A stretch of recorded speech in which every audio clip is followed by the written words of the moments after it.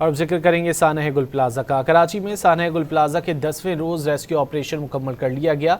इमारत सील किए जाने का अमल शुरू कर दिया गया है। KMC ने गुल प्लाजा के अतराफ लोहे की शटरिंग लगाने के लिए खुदाई शुरू कर दी है। इमारत को प्लास्टिक की ग्रीन जाली लगाकर बंद किया जाएगा, जिसके लिए टेक्निकल टीम भी पहुँच गई है। मज़ीद जानते हैं डॉन न्यूज़ के नुमाइंदे सैयद वसीम से। वसीम, बताइए। जी बिल्कुल, मैं इस वक्त मौजूद हूँ गुल प्लाजा पे, जहाँ पे रेस्क्यू का अमल आज 10वें रोज़ जारी है।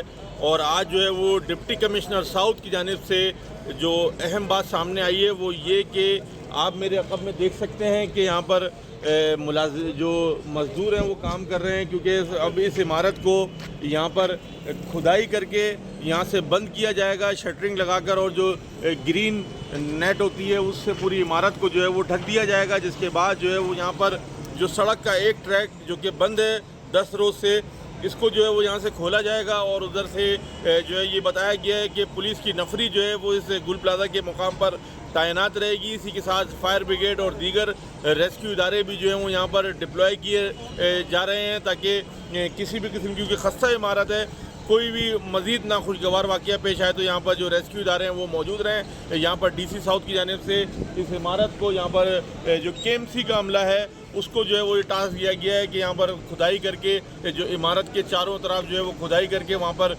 बाकायदा जो है वो रुकावटें लगाई जाएंगी, शटरिंग लगाई जाएगी, और इमारत को जो है वो ग्रीन नेट से जो है वो ढक दिया जाएगा। और फिर आगे जो इमारत को यहाँ से मलबा हटाने का काम है वो जारी रहेगा। अभी जो है वो यहाँ पर पुलिस और रेंजर्स के नफरी तैनात है। इसके अलावा KMC का अमला भी मौजूद है। ताहम अब जो है वो इमारत को मरहलावार सील किया जा रहा है, और इमारत के चारों तरफ जो है वो खुदाई का अमल शुरू कर दिया गया है। खुदाई के बाद जो है वो शटरिंग लगाकर इस इमारत को ढक दिया जाएगा। जी सैयद वसीम, बहुत शुक्रिया इन तफसीलात के लिए।